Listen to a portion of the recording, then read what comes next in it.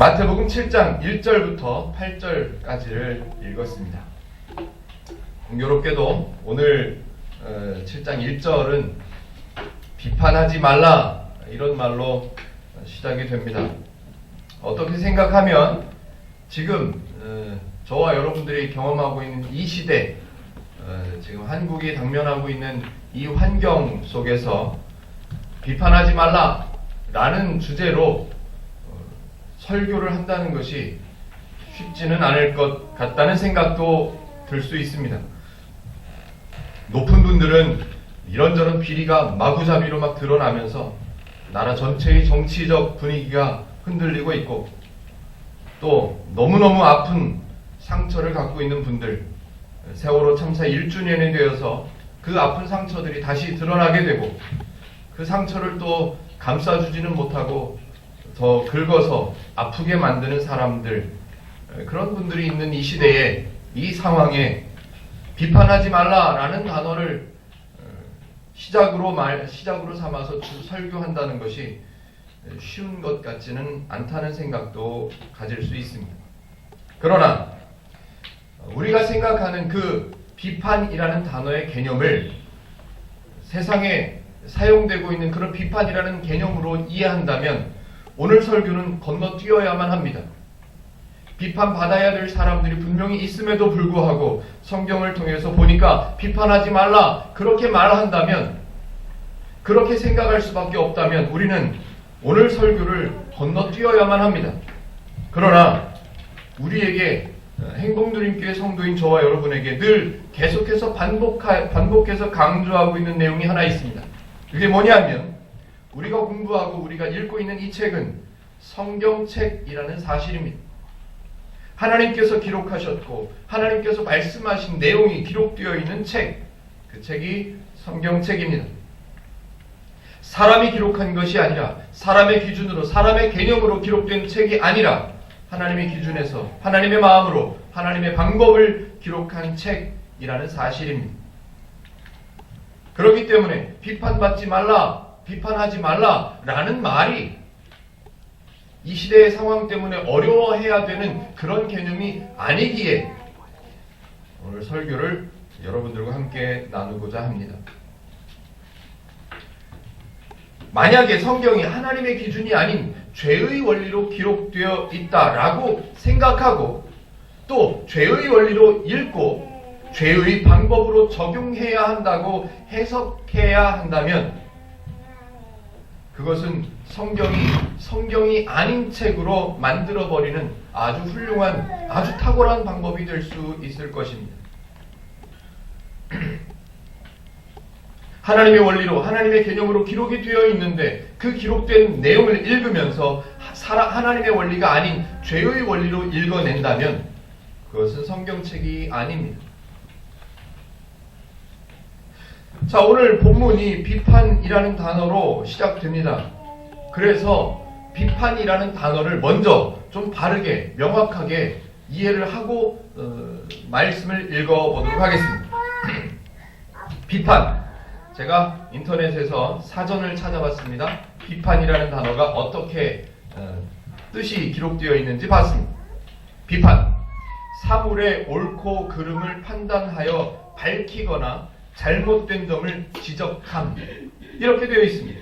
사물의 옳고 그름을 판단하고 밝히고 잘못된 점을 지적한다, 이렇게 되어 있습니다.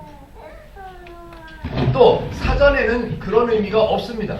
그러나 우리의 마음속에는 어디까지 들어있냐면, 사물의 옳고 그름을 판단하고 밝히고 잘못된 점을 지적해서 비난하고, 비난의 개념이니까 징벌하고 벌을 주고 형벌을 만들어내고, 우리는 거기까지 비판이라는 단어의 의미를 확장해서 마음에 갖고 있습니다.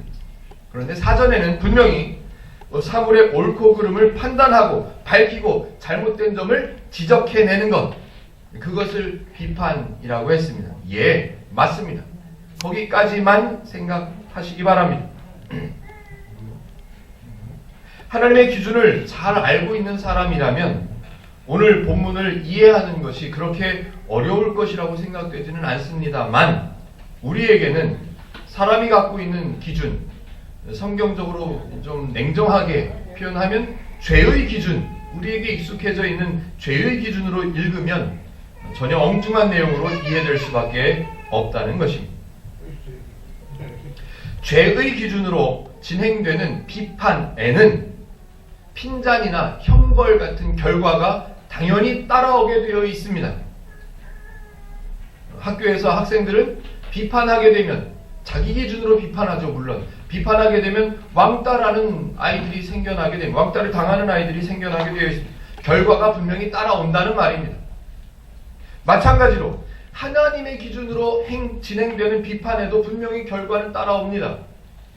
그런데 완전히 다른 것이 있는데 그게 뭐냐면 죄의 기준으로 우리에게 익숙해 있는 기준으로 비판이 진행되면 그 결과가 핀잔이나 형벌이나 왕따가 되지만 하나님의 기준으로 진행되는 비판의 결과는 은혜로 결과가 나타나고 도우심으로 결과가 나타나고 구원으로 결과가 나타난다는 것입니다.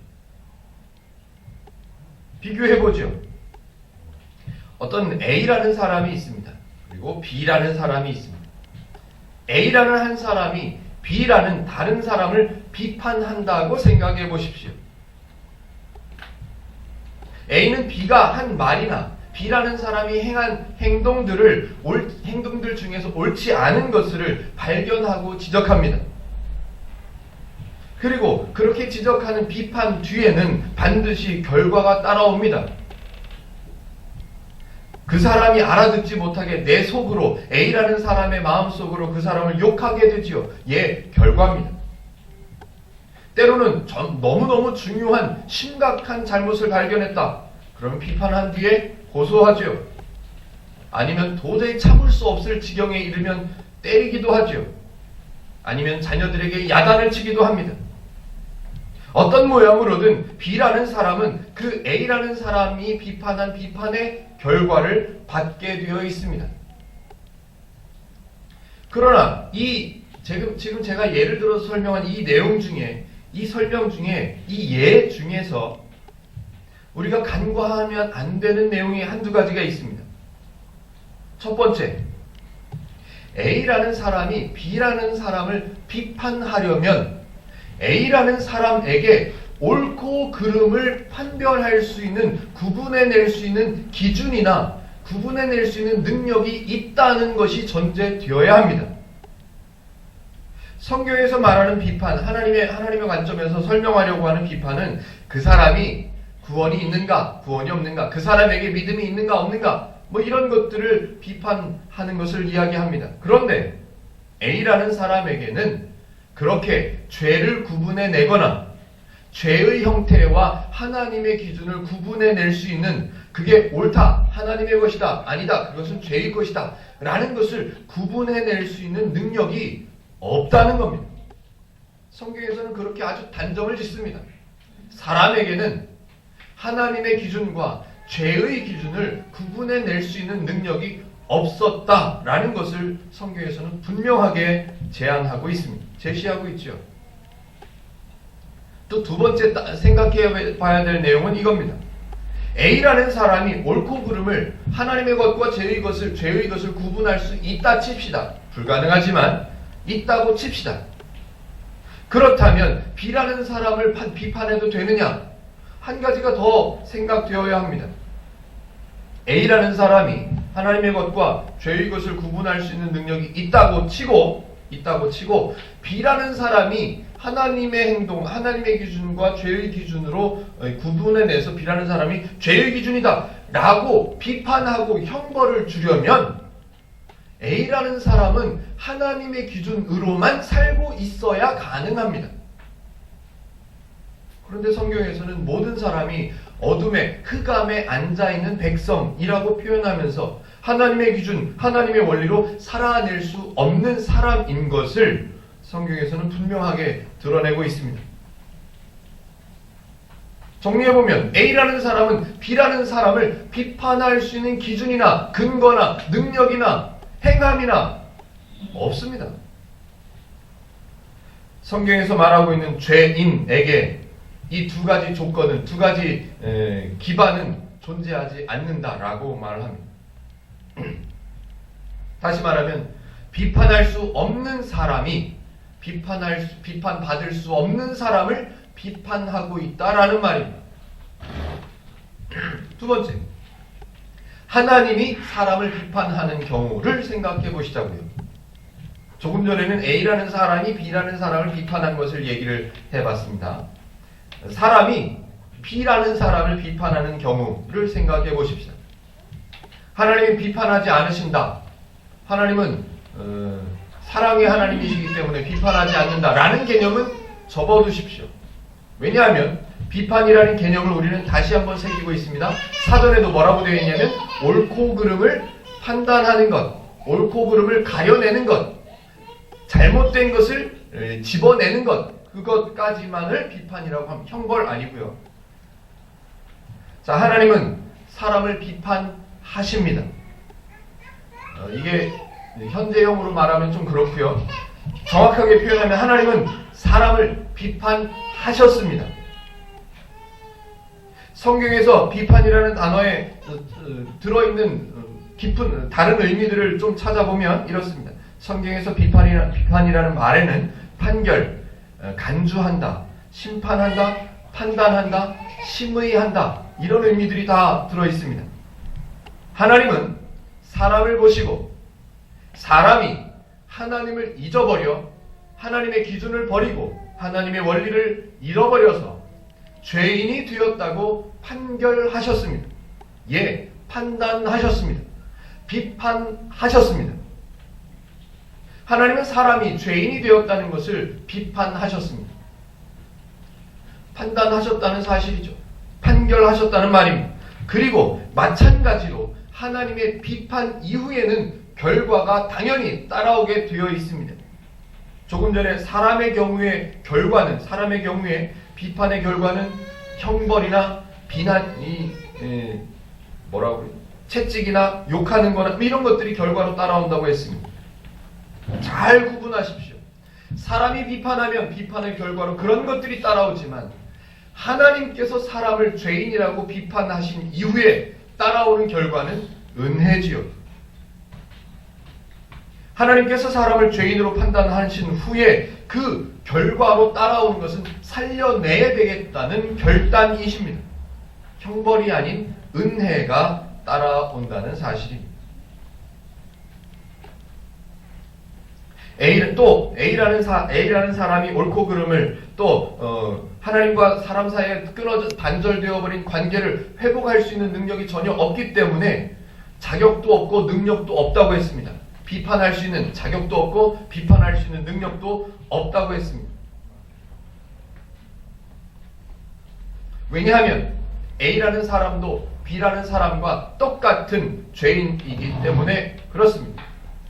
성경은 다른 사람을 판단하거나 심판하면서 옳고 그름을 가려내고 형벌을 결과로 만들어내는 능력이나 자격이 없는 사람이 하고 있는 비판, 그 비판을 이야기하는 겁니다.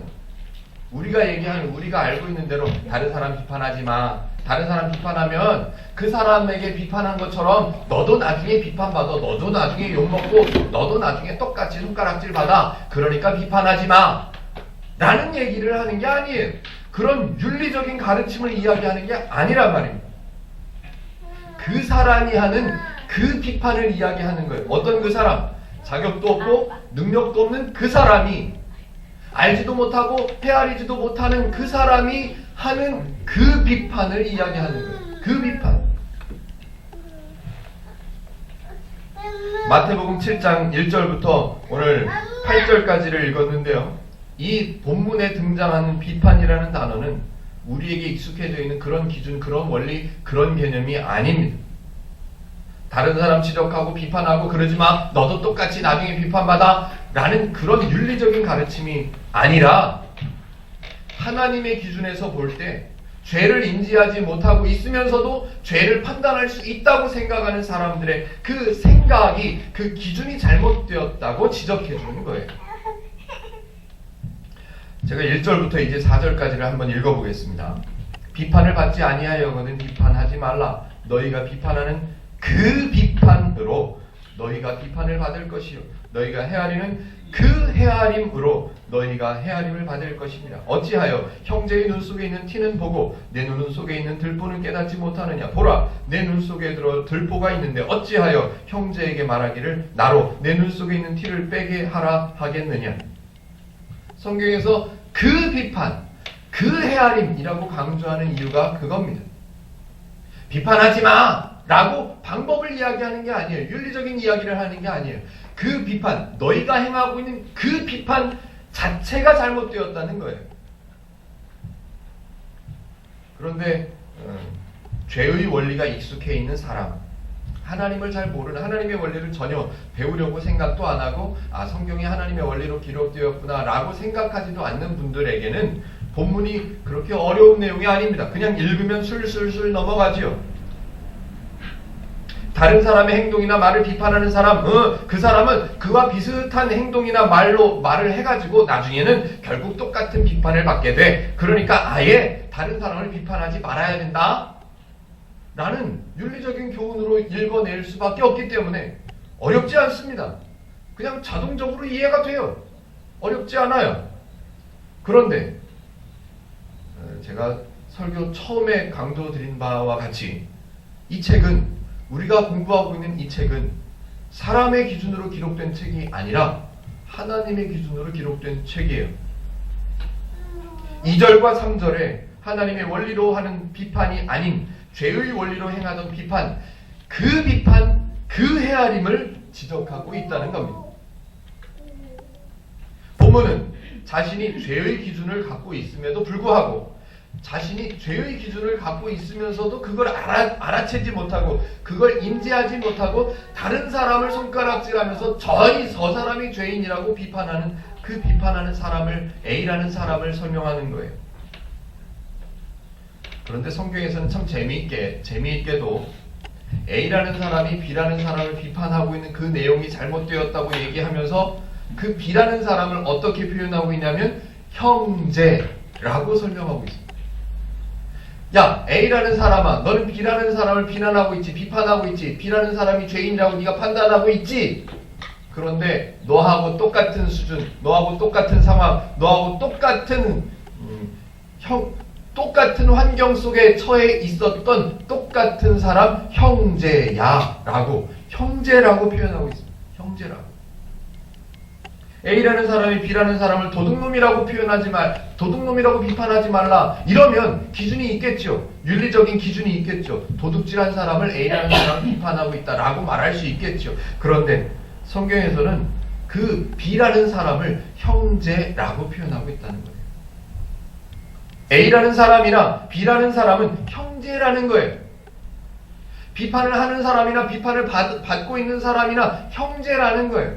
같은 상황, 같은 처지, 같은 기준을 갖고 있는, 어쩔 수 없는 죄의 기준을 갖고 있는, 죄의 상태에 빠져 있었던, 죄의 다스림을 받고 있었던 형제라는 겁니다. 성경에서 지금 말하고자 하는 것은 하나님의 기준을 배워서 자신도 어쩔 수 없는 죄인이었음을 인정하고 나는 이제 하나님께서 구원하셔서 하나님의 백성이 되어서 하나님의 기준, 하나님의 방법으로 살아갈 수 있는 하나님의 백성이 되었다라는 것을 배우게 되면 그 하나님의 원리를 아직 배우지 못한 죄인에서 벗어났음에도 불구하고 죄의 습관으로 죄의 원리로 살아가고 있는 그 사람의 모습이 보이게 될 수 있다는 거예요. 그 전까지는 비판하지 말라는 거예요. 그 전까지는. 그런데 더 중요한 사실은 하나님의 방법에는 그 비판 이후에 따라오는 결과가 다르다는 거죠. A라는 사람이 이제 하나님의 원리를 배웠다 칩시다. 하나님의 원리대로 살아가는 하나님의 백성인 것을 알게 되었다고 생각합시다. 그런데 B라는 사람을 바라보니까, A라는 사람이 B라는 사람을 바라보니까 아직 하나님의 원리를 배우지 못해서, 하나님의 원리를 알지 못해서 죄의 습관으로 살아가는 모습이 보여요. 눈에 보여요. 눈에 보고 알 수 있어서 판단하는 거예요. 비판할 수 있습니다. 비판하세요. 비판해야 됩니다. 그런데 그 비판 뒤에 따라오는 결과도 하나님의 원리로 되어야 마땅합니다. 저 사람이 아직 하나님의 원리를 알지 못해서 다른 사람을 미워하고 다른 사람을 아프게 하고 그러고 있어요. 내가 보니까 하나님의 원리를 배운 내가 보니까 그게 죄의 원리라는 게 보여요. 그래서 비판하세요. 비판하되 그 결과는 도움이 되어야 하고 그 결과는 격려가 되어야 하고 그 결과는 은혜가 되어야 하고 그 결과는 사랑이 되어야 하고 그 결과는 보듬이 되어야 한다는 사실입니다. 그 결과가 나는 하나님의 원리를 배웠는데 저 사람 보니까 죄의 원리를 알고 있네? 라고 비판한 후에 그 결과가 형벌로, 채찍으로, 야단침으로 그렇게 나타나는 것은 잘못되었다는 사실입니다. 5절을 한번 읽어보죠. 이제는 조금 달라 보이는 내용인데 반복되는 내용이 잘 한번 보세요. 5절 외식하는 자여 먼저 내 눈 속에서 들보를 빼어라. 그 후에야 밝히 보고 형제의 눈 속에서 티를 빼리라. 외식하는 자여 라는 말을 잘 생각해 보십시오. 곰곰이 깊이 정확하게 한번 생각을 해 보십시오. 외식하는 자라고 말하면 겉과 속이 다른 사람을 말합니다. 그렇죠? 외식하는 자라고 하면 겉과 속이 다른 사람을 말하는 거예요. 그런데 A라는 사람 생각해 보십시오. 겉모습도 외형도 죄의 모습을 갖고 있고 속도 자기가 죄의 원리를 갖고 있다는 것을 몰라요? 그렇지만 명확하게 따지면 겉도 죄의 모습이고 속도 죄의 모습이에요. 겉과 속이 다르지 않아요. 다시 말하면 외식하고 있지 않아요. 겉과 속이 똑같이 죄예요. 그런데 성경에서는 외식하는 자라고 지적해주고 있습니다. 왜요? 그 사람 스스로 뭐라고 생각하냐면 내 속은 죄가 아니라고 생각하고 있고 내가 겉으로 드러나는 비판, 그 비판은 명확한 거라고 죄를 구분해낼 수 있는 명확한 기준이라고 생각하고 있기 때문에 그 사람에게 가르쳐주는 거예요. 너는 외식하는 자야 라고. 사실은 외식하는 자가 아니에요. 겉도 죄의 기준을 갖고 있는 사람일 뿐이고 속도 죄의 기준에서 벗어나지 못한 사람일 뿐이에요. 실제로 그 사람은 A라는 사람이든 B라는 사람이든 외식하는 자가 아니에요. 사실은 실제로는 모든 사람이 다 죄인이에요. 우리 말로 어른들이 하는 말로 다 자기 생긴 대로 살고 있는 것 뿐입니다. 절대로 외식하는 자가 아니에요. 그러나 성경에서는 외식하는 자라고 가르쳐주는 거죠. 너는 지금 겉으로는 죄를 판단할 수 있다고 생각하지만 사실 너는 속이 죄야 라는 것을 지적해 주는 거죠.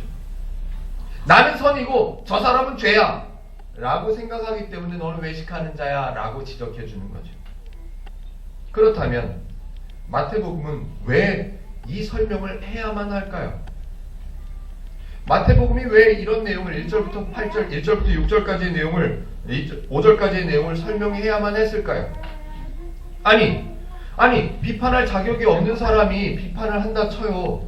그래서 나중에 이 사람도 똑같은 비판을 받는다 쳐요. 내버려 둬요. 그게 어때서요? 이거 맞잖아요. 공평하잖아요. 비판할 수 없는 사람이 비판을 했어요. 저 사람을 욕했어요. 근데 이 사람도 나중에 그 욕을 똑같이 먹어요. 그럼 됐잖아요. 내버려 두면 되죠. 굳이 왜 성경에서 이 내용을 설명해야만 했을까요? 계속해서 반복해서 강조해 드리지만 지금 마태복음 7장은 야 비판하면 안 돼, 야 비판하지 마, 비판하느냐 비판하지 않느냐를 얘기하는 게 아니라고요. 같은 수준, 같은 상황에 있는 형제, 그 형제를 비판하고 있는 너도 똑같은 상황이야. 그렇기 때문에 죄의 기준으로 살아가고 있는 그 A라는 사람이나 B라는 사람에게 동일하게 죄의 기준으로 살지 않아도 되는 사람이 되었다는 사실을 가르쳐 줘야만 하기 때문에 왜?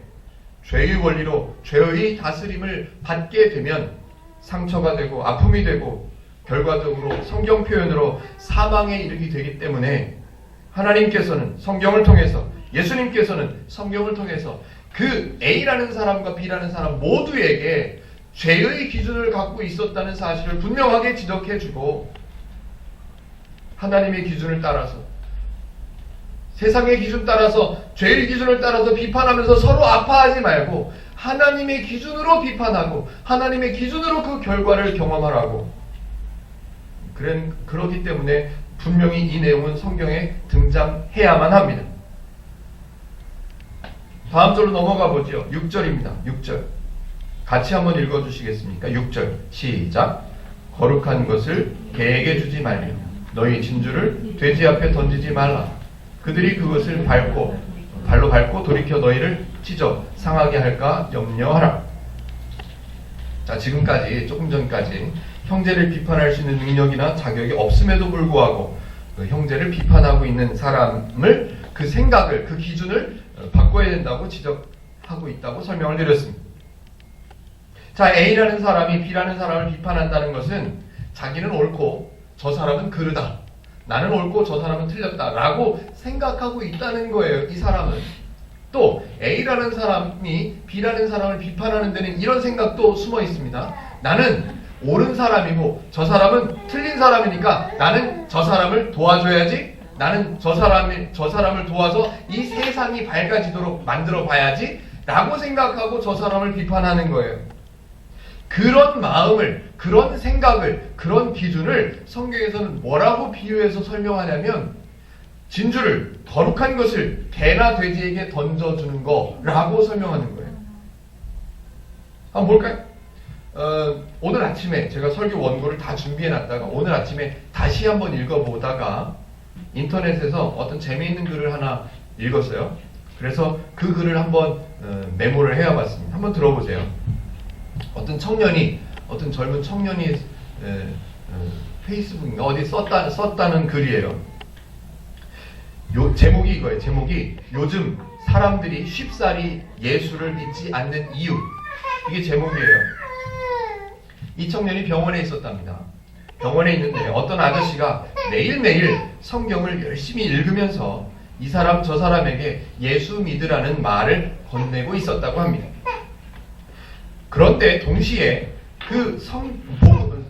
예수 믿으라는 말을 하면서 자신이 아팠던 사연에 대한 이야기를 이 사람에게 하고 저 사람에게 하고 저 사람에게 또 하고 이 사람에게 또 계속해서 반복해서 자기 아팠던 사연 이야기를 계속 하더랍니다. 더군다나 거기다가 그걸로 끝나는 게 아니라 매일매일 성경책은 읽으면서 다인실에 누워 있는데 매일매일 병원에 대한 불만, 이 병원이 뭐 어쩌고 뭐가 어쩌고 밥이 어쩌고, 간호사들에 대한 비판, 저 간호사는 친절하지가 않고 저 간호사는 뭐가 어떻고 뭐가 안 이쁘고 어쩌고 저쩌고, 그런 얘기를 계속해서 하고 있더라는 거예요. 또 다른 환자들은 다 자는 시간에 자기는 TV를 큰 소리로 켜놓고 막 TV에 대한 얘기를 하고 TV를 보고 떠들고, 또 마음에 안 드는 얘기가 나오면 거기 표현대로 정확하게 읽어보면 이렇게 써있어요. 다른 환자들은 자고 있는데 TV 켜고 혼자 떠들고 시옷 비읍 욕도 하면서 이렇게 써있더라고요. 시옷 비읍 이거 아시나요? 그렇게 욕도 하고 있더라는 거예요. 그렇게 하면서 병원 생활을 하고 있대요. 그러면서 또 사람들을 만나면 예수 믿으라고 이야기를 한대요. 모든 걸 본인 위주로 생각하고 여러 사람 피곤하게 하면서 예수 믿으라고 하는데 뒤에서 많은 사람들은 그 사람에게, 그 아저씨에게 손가락질하고 있었다. 적어도 나는 예수 믿는 사람이 뭐 저래 라는 소리를 듣지 말아야지 라는 글을 써놨대요. 이 아저씨는 자기가 예수님을 믿는다고 생각하고 있기 때문에 자기는 맞다고 생각하는 거예요. 그래서 예수 믿으라고 말을 했겠죠. 그리고 다른 사람들에게 계속해서 얘기했겠죠. 나는 옳은데 저 간호사는 틀렸어. 나는 옳은데 이 병원은 잘못됐어. 나는 옳은데 저 TV에 나오는 저 사람은 잘못됐어. 그러면서 욕을 했겠죠. 다른 사람들, 옆에 주변에 있던 사람들은 그 얘기를 듣고 그 아저씨를 손가락질하고 욕하고 있었다는 거예요. 하나님의 기준이 뭔지 모르고 하나님의 원리가 뭔지를 모르기 때문에 나타나는 현상입니다. 본문에서 거룩한 것, 이것을 진주라고 비유로 설명하고 있습니다. 개나 돼지에게는 진주가 절대로 필요하지 않아요. 돼지가 진주 목걸이 귀하다고 생각하는 거 보셨습니까? 개가 진주 목걸이하고 자랑하는 거 보셨습니까? 개나 돼지에게는 먹을 것이 필요한 거예요. 진주가 아무리 귀하다고 내가 생각한다고 한들 그 진주를 개나 돼지에게 집어 던졌어요. 던지면 개나 돼지는 냄새 맡아보고 이런 것을 던지냐고 달려들까 걱정해야 되는 거예요. 진주를 받았다고 감사하고 나를 찬양하고 나를 칭찬, 그러지 않습니다.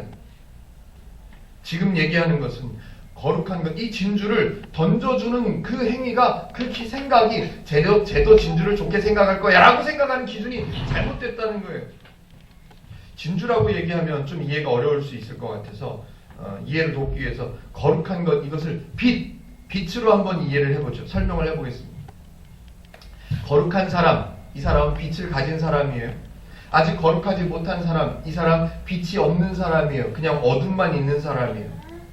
그렇다면 진주를 가진 사람이 개나 돼지 모르는, 진주가 뭔지를 모르는 존재에게 진주를 건네주려면 방법이 두 가지가 있는 거예요. 다시요. 빛을 가진 자가 빛이 없는 자에게 빛을 건네주는 방법, 빛을 전해주는 방법이 두 가지가 있는데, 첫 번째 방법은 이거예요. 빛을 가진 사람이 빛이 없는 사람에게 얼굴에다 프레쉬로 빛을 확 비춰가지고 눈을 벌게 해버리는 거죠. 그것도 빛을 주는 거예요. 빛을 주는 거예요. 건네주는 거예요. 그런데 그 빛을 받은 사람이 앞을 볼 수 있다, 없다?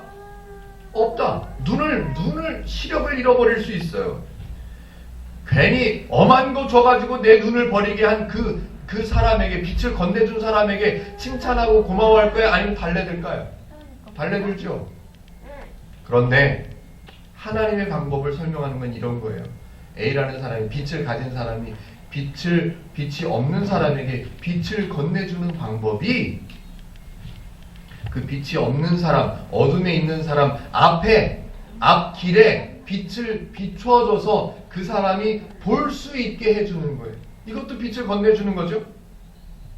빛을 가져서 빛이 무엇인가를 아는 사람이 빛을 갖지 못해서 빛이 무엇인지 알지 못하는 사람에게 빛을 가르쳐 주려면 빛이 무엇인지 알 수 있도록, 빛은 어두운 곳에 이렇게 비추면 어두운 곳을 밝혀주는 거야. 돌뿌리가 있어도 걸려서 넘어지지 않을 수 있도록 도와주는 게 너무너무 좋은 게, 너무너무 귀한 게 이 빛이야 라는 사실을 가르쳐 줄 수 있도록 방법을 바꾸는 거죠. 기준을 바꾸는 거예요. 이 빛이 왜 좋은가? 이 빛이 어디에 필요한가? 이 빛이 왜 당신에게 유익한가를 알 수 있도록 그 빛이 없는 사람의 앞에 빛을 비추어 주는 거예요. 그게 하나님의 방법인 거예요.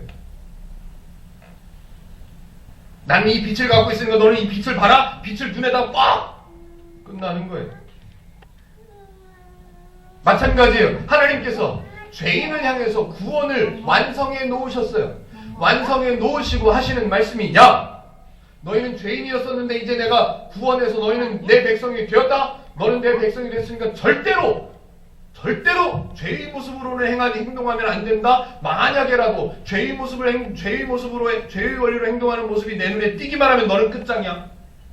무조건 내 뜻대로만 살아. 무조건 내 마음대로만 살아. 무조건 내 기준대로만 살아. 라고 명령하시는 하나님이 아니십니다. 구원을 완성해 놓으시고 구원이 왜 좋은지, 하나님의 백성 된 것이 왜 기쁜 것인가를, 하나님의 백성 된다는 사실이 왜 우리에게 필요한가를 설명해주고 이해할 수 있도록 도와주고 이끌어주고, 하나님의 방법이에요. 하나님의 방법이에요. 구원을 완성해 놓으시고 저와 여러분들이 구원을 가질 수밖에 없도록 다 이루어 놓으신 후에 저와 여러분들이 그 하나님의 은혜, 그 구원을 누릴 수 있도록, 배울 수 있도록 배려하시고 기다려주시고 이끌어주시고 또 말씀하시고 또 가르쳐주시고 또 반복해서 설명해 주시고, 그런 원리로, 그런 기준을 갖고 계신 분이 하나님이십니다. 능력과 자격, 누구를 비판할 수 있는 능력과 자격 저와 여러분들에게는 없었습니다. 그러나 이제는 하나님의 은혜를 받은 하나님의 구원, 하나님께서 이루어 놓으신 그 구원을 소유하고 있는 그런 하나님의 백성. 제가 여러 번 강조했었죠.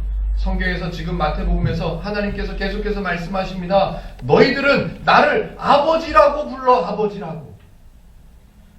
관계가 회복되었기 때문에 그렇게 부르라고 말씀하시는 거예요. 하나님께서 우리에게 하나님을 아버지라고 부르라고 말씀하시는 것은 우리가 이미 누가 되었다? 자녀가 되었다는 거예요. 그 얘기를 하고 있는 거죠. 하나님은 구원을 완성해 놓으시고 우리에게 명령하지 않으십니다. 구원을 완성해 놓으시고 구원을 다 이루어 놓으시고 하나님의 백성으로 만들어 놓으신 후에도 명령하거나 요구하거나 조건을 제시하는 하나님이 절대로 아니십니다. 7절과 8절 한번 읽어보겠습니다. 구하라 그리하면 너희에게 주실 것이요 찾으라 그리하면 찾아낼 것이요 문을 두드리라 그리하면 너희에게 열릴 것이니 구하는 이마다 받을 것이요 찾는 이는 찾아낼 것이요 두드리는 이에게는 열릴 것이니라.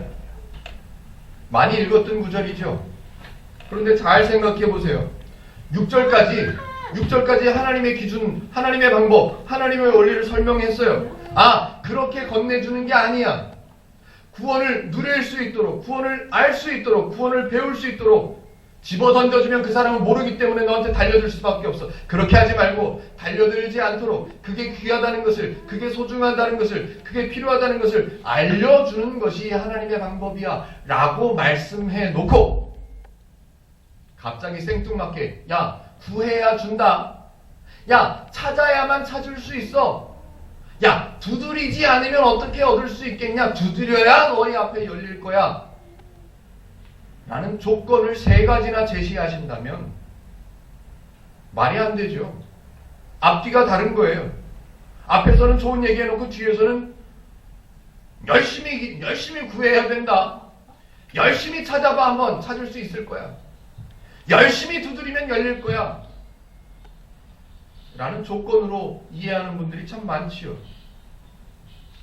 그러나 능력이 없다는 것을 아시고 자격도 안 된다는 것을 아시는 하나님, 구해야 된다는 생각조차 없는 사람인 것을 아시는 하나님, 찾아야 된다고 생각하지도 못하고 있는 사람이라는 것을 아시는 하나님, 무언가 필요해서 그 문을 열어야 된다고 생각하는 사람이 하나도 없어요.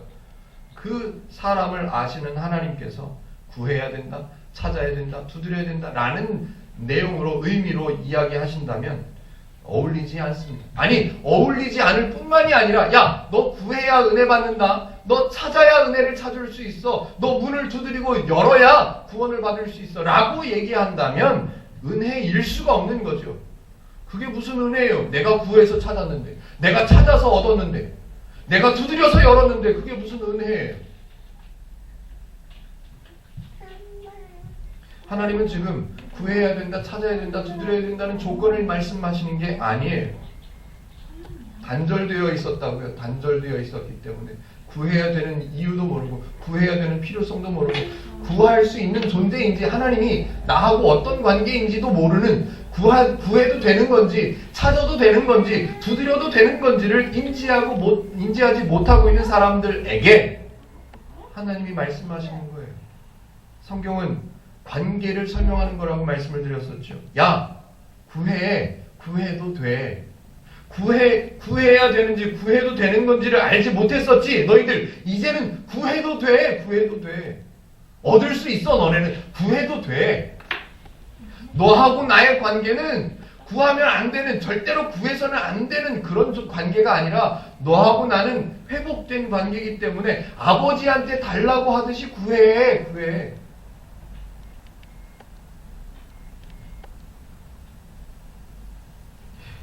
지금 성경에서는 구하는 사람 입장에서 얘기하는 게 아니에요.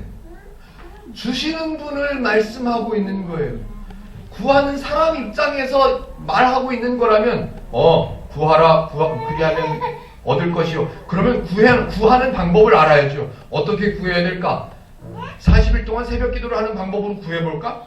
어떻게 구하면 하나님께 얻어낼 수 있을까? 얻어내는 방법을 알아내야죠. 구하는 사람의 입장에서 해석하려고 하면 구하는 방법을 알아내야 돼요. 찾아내는 사람의 입장을 설명하는 거라고 이해를 하려면 찾아내는 방법을 알아야 돼요. 공부해야죠. 어떻게 찾아내면 될까? 두드려야 되는 사람의 입장을 설명하는 거라면 두드리는 방법을 설명해 줘야죠. 손으로 두드려, 그래서 안 되면 망치로 두드려, 그래서 안 되면 도끼로 찍어버려. 방법을 얘기해 줘야죠. 그게 아니에요. 구하면 얻을 수 있도록 하시는 분, 찾으면 찾을 수 있게 하시는 분, 두드리면 열어주시는 분, 그 열어주시는 분, 찾게 하시는 분, 구하면 주시는 분, 주시는 분을 설명하는 거예요. 그렇기 때문에 좀 우리나라 말이 참 재밌어요. 두 글자로 제가 비교를 해서 한번 설명해 볼게요. 성경은 지금 사람들에게 구해야 돼! 라고 명령하는 것이 아니에요. 구해! 이게 아니라 구해! 이게 의미가 전달이 됩니까? 구해! 이게 아니고 구해! 구하면 준대잖아. 구해도 돼. 너는 이제 구하면 안 되는, 관계가 끊어져 있는 사람이 아니야. 구해도 되는 사람이 됐다. 이걸 설명하는 거예요. 근데 우리는 구하라, 그리하면 너희에게 주실 걸. 구해야 된대잖아. 구하는 방법 첫 번째, 주일 성수를 잘해야 되고, 두 번째 11조를 잘해야 되고, 세 번째 기도를 열심히 해야 되고, 네 번째 선행을 많이 베풀어야 되고. 우리는 방법을 찾아야 되는 사람이 되어버린 거예요. 아니요. 주시는 분을 설명하는 거예요. 주시는 분을. 아, 나는 구할 수 없는 죄인이었었는데 구하라고 하시네. 아, 회복되었구나. 이렇게 가야죠. 나는 찾을 수 있는 가능성이 없는 사람이었었는데 성경에 보니까 찾으라고 하시네. 나는 됐구나. 나는 어떤 문을 통과할 수 없는 사람, 문을 두드려서도 안 되는 사람, 그 문 근처에도 가서는 안 되는 사람인 줄 알았는데 성경에 보니까 두드리라고 하시네. 아, 내가 달라졌구나. 내 신분이 바뀌었구나. 복음이잖아요, 복음.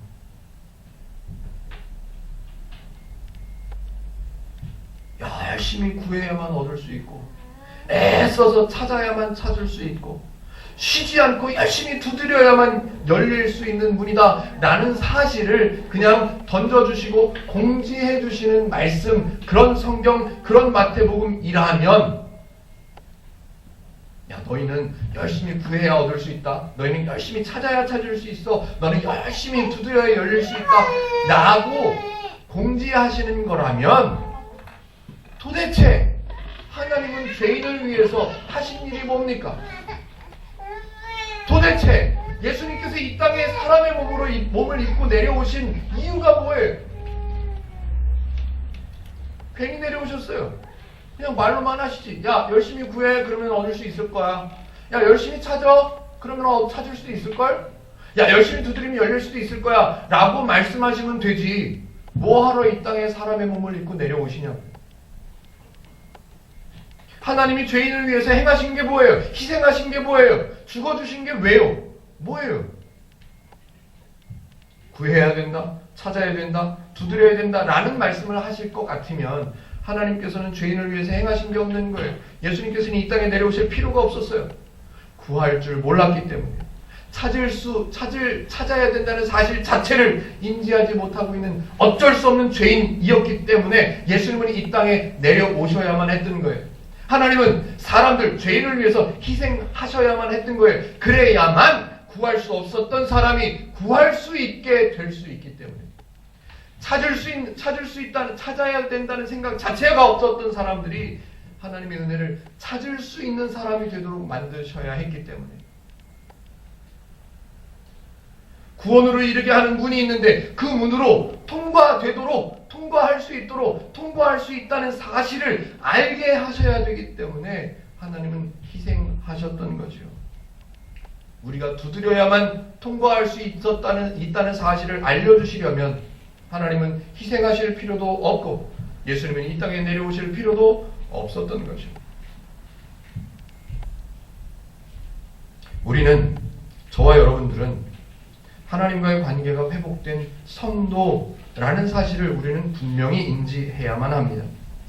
만약에 하나님을 이해하지 못했다면, 만약에 은혜가 무엇인가를 알지 못한다면, 만약에 저와 여러분이 오늘 마태복음 7장 7절, 8절을 읽고 나서 열심히 구해야 되는구나, 애써서 찾아야 되는구나, 쉬지 않고 문을 두드려야 되는구나 라고 이해를 해야, 그래야만 상을 얻을 수 있다고 저와 여러분들이 계속해서 생각하시려면 오늘부터 하루도 빠지지 말고 교회에서 살아야만 할 겁니다. 오늘부터 하루도 빠지지 말고 구제 활동만 열심히 해야 될 겁니다. 하루도 빠지지 말고 새벽 기도에 열심히 기도를 해야 되고, 날마다 철야를 해야 되고, 쉬지 않고 기도를, 먹고 살게 되는데 우리는 그런 짐을 지어야만 합니다. 이게 복음입니까?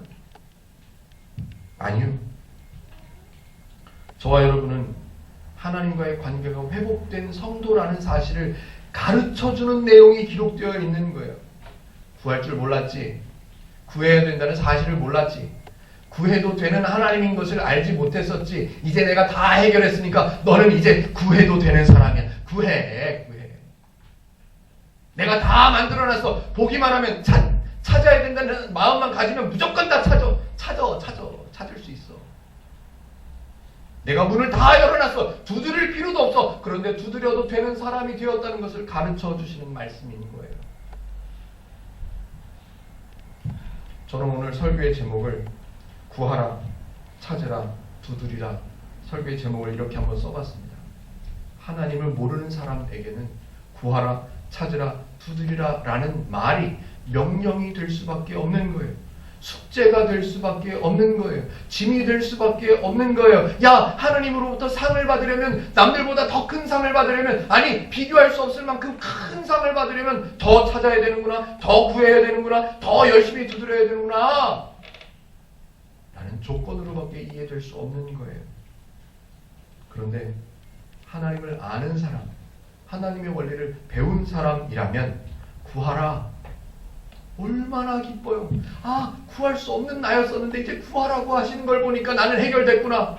찾으라, 내게는 다 주어졌기 때문에 찾기만 하면 있구나. 두드리라, 하나님께서 두드리면 열어주신다네. 나는 해결된 사람이구나. 구하라, 찾으라, 두드리라, 이 세 단어가 어떤 사람에게는 명령이 되고, 저와 여러분 같은 어떤 사람들에게는 기쁨과 행복과 복음이 될 수 있는 거죠. 구해도 되는 자녀, 찾아도 괜찮은 성도, 두드리면 받아들여지는 하나님의 백성, 그 사실을 알고 하나님께서 회복하신 그 하나님의 자녀라는 신분을 마음껏 누리면서 살아가시는 저와 여러분들이 되시기를 주님의 이름으로 축복해 드립니다. 기도하겠습니다.